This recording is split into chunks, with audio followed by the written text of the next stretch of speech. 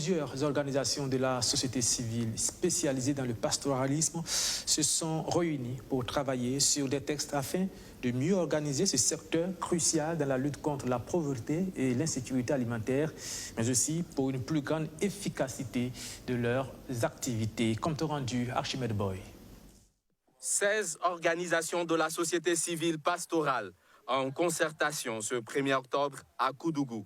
Au menu des échanges, une charte à finaliser et formaliser.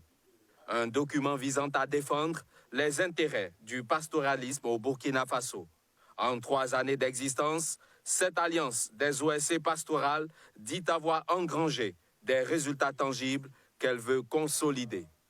Nous sommes arrivés à déclencher un processus de relecture du texte de base du pastoralisme qui est la loi d'orientation relative au pastoralisme et qui a été adoptée depuis 2002 et qui n'a pas vraiment été beaucoup utilisée et aussi qui traîne certaines insuffisances. Et tout le monde est unanime avec nous qu'effectivement la loi est à revoir.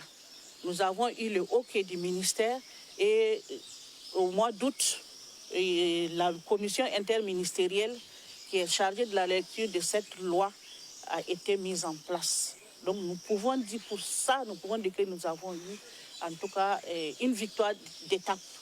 L'Association pour la promotion de l'élevage en savane et au Sahel, APES, et la plateforme d'action pour la sécurisation des ménages pastoraux, PASMEP, sont 2 organisations porte-voix des communautés des pasteurs et agro-pasteurs. En initiant cette charte, ces structures veulent apporter des réponses aux problèmes qui minent ce secteur. Et ces problèmes sont bien connus.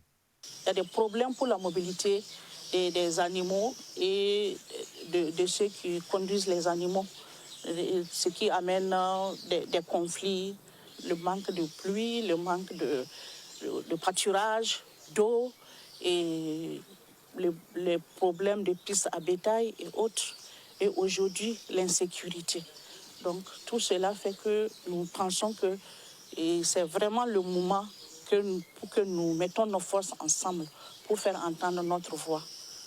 Cette activité s'inscrit dans le cadre du projet Voix pour le changement et elle bénéficie du soutien financier de l'Organisation néerlandaise de développement, SNV.